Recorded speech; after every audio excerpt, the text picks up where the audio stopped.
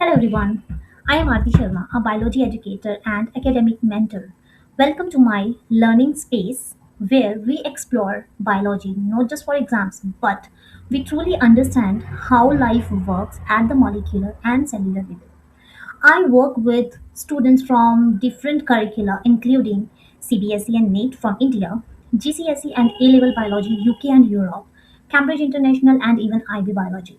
So, whether you are preparing for your school exams or international boards, you are in the right place. In today's lesson, we are going to study one of the most essential and fascinating concepts in molecular biology. I'm hoping that you are guessing the right thing. Yes, this is DNA replication, the process by which genetic information is accurately copied before cell division. And this topic is extremely important for class 10 and 12 biology, NEET preparation, GCSE, and A level genetics, even for IB molecular biology units also. And trust me, once you understand this process, topics like inheritance, mutations, and biotechnology will become much easier for everyone. So, if you are excited to learn something new and advanced today, so stay with me. Now, let's move to the whiteboard where I'll explain DNA application step by step with clear diagram and real life connections and exam focused points. So, are you ready? So, now let's begin. Get your notebook ready because this is going to be a powerful session. So, just meet me over there. All right, everyone. Now that we know today's topic, and let's understand DNA replication step by step. So, DNA replication is just a simple process by which a cell makes an exact copy of its DNA before it divides. But before I'll tell you the meaning about the DNA replication and all that, there is a need to understand about the basic thing, like what exactly is the meaning of DNA. So, DNA is a genetic material which we can get from our parent, and this will going to be transferred our generation to generation.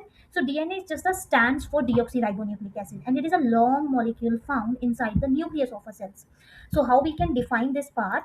DNA is a deoxyribonucleic acid. This is a genetic material and present in almost all living organisms. No matters we are animals, no matters we are plants, no matters we are virus, bacteria, human beings, we have a variations in living organisms, and all living organisms they carries their own DNA along with their specific base pairs, and it stores all the information needed for growth, development, and functioning of the body, which means your entire body and your metabolic activities are based on your DNA's system.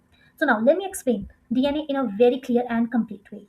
DNA stands for deoxyribonucleic acid, and it is a long molecule found inside the nucleus of your cell.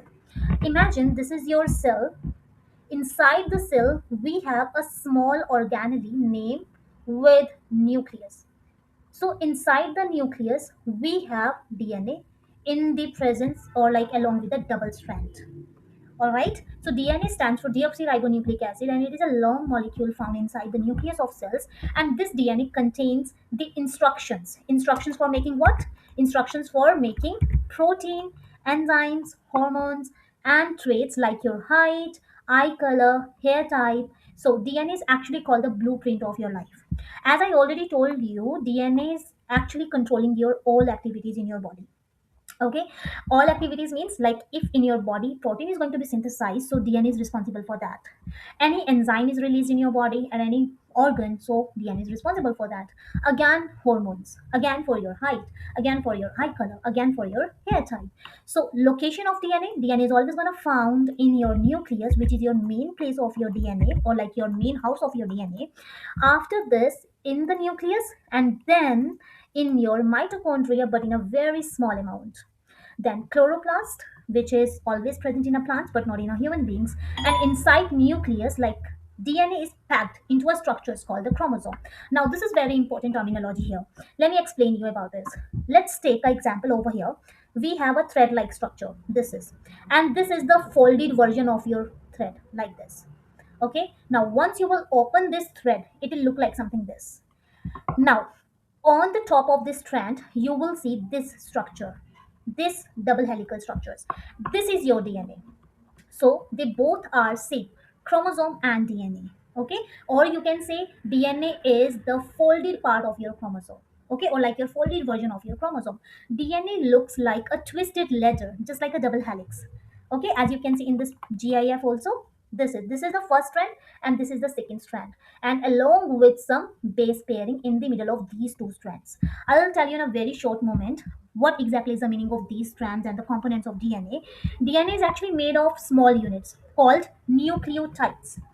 DNA is made up of nucleotides. Nucleotides. Nucleotides are very small unit of your DNA, or you can say the very small component of your DNA. And each nucleotide has three different parts with the name deoxyribose sugar, phosphate group, and the nitrogenous base also. Now, again, we have some variations in nitrogenous bases. So, we have a four type of nitrogenous bases here, and the name of those are adenine, thymine, guanine, and cytosine. Now, this is exactly does not mean like adenine is going to be bind with the thymine and the guanine is going to be bind with the cytosine. This is actually comes under the base pairing rule. So here we have a base pairing rule, and this rule tells us adenine always has to make a bond with your thymine, cytosine always has to make a bond with your guanine.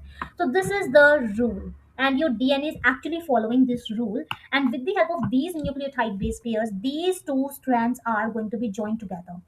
Now imagine this is the first line, this is the second line, this is the third, and this one is the fourth one. Now, if on one strand they have this part, so adenine always has to make a bond with thymine. So on the opposite side of adenine, we will have a T, and on the opposite side of T, we will have a, and then again here is G and here is C. So this is exactly is the meaning of this nitrogenous base pair. We call it the base pairing rule. All right. Now, DNA structures discovery or DNA structures was proposed by Watson and Crick in 1953. They gave the famous double helix model. So from now onwards, we will have a DNA replication. So DNA is just the basic thing that I told you lots of thing about the DNA. Now let's move on the DNA replication. So DNA has the ability to make an exact copy of itself before cell division. All right, and this process is called the DNA replication, like just to make a copy. Okay, so this DNA replication is based on some steps, or like they follow some steps over here that I'm going to write one by one. So your first step is unwinding. Unwinding means like we have a double helical structure of your DNA just like this. Okay, so these both strands are going to be separated now and become a single strand like this. Okay, so this is the meaning of your unwinding part. After this second step, we have a base pairing matching. Base pair matching. Base pairing matching means each strands act as a template, like new bases are going to be attached. A pairs with T, G pairs with C. Third step would be formation of a new strand. Formation of new strand. In this step, two identical DNA molecules are going to be formed, and hence the fourth step would be the result. But we can see here in the result, one original DNA gives two DNA molecules. Like each has one old strand, one new strand, and this is the thing that we can call it a semi-conservative replication. This is exactly the result that we can get after this. Two DNA molecules and the one DNA molecules will give you this part. Now, if I'll tell you some importance of DNA, which is a last part of this topic, DNA is actually very important because it stores some genetic information, transfers traits from parent to offspring, controls protein synthesis, and helps in evolutions and variations, and maintains continuity of life. Which means, like DNA is the hereditary material found in the nucleus, and it carries genetic information and controls all activities of the cell. All right, so DNA is actually very important for our body, and like they just can control all your metabolic and catabolic activities in your body. So DNA replication is semi-conservative, enzyme controlled, and essential before cell division. We have some key enzymes also, which is going to be like playing some role in the DNA replication case. So helicase, which is helps to unwind your DNA strands. Then trimers will come, just starts adding some primer on their template strand. DNA polymerase starts build a new strands along with their parent strand. Then ligase, at last, ligase enzyme will come to join your fragments. Okay, so these are the part that we did this thing. Okay, now we are going to be end this session with a higher thinking question, and my question for everyone is, why is proofreading during replication is important for preventing genetic disorders? I'll give you some minute, or you just can pause my video and then you can think about this question, and if possible then you just can give me your answers in the comment section. Okay, so answer is this: proofreading during DNA replication is extremely important because it helps prevent mistakes in the genetic code. Now, when DNA is copied, like DNA polymerase adds some nucleotides or new nucleotides to form the new strands. So sometimes it may insert the wrong base, for example, putting A instead of G. If these errors are not corrected, they become mutations. How proofreading prevents genetic disorders?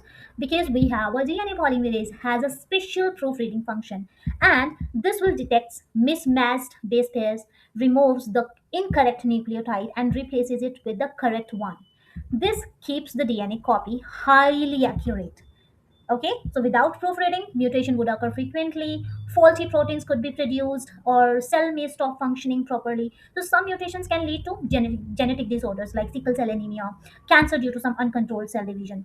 So my final answer is, proofreading during DNA replication is important because it corrects copying errors, preventing mutations, and this ensures the genetic information remains accurate and reduces the risk of genetic disorders and diseases caused by some faulty disease. So, in the today's class, we covered some important topics like DNA structures and replication.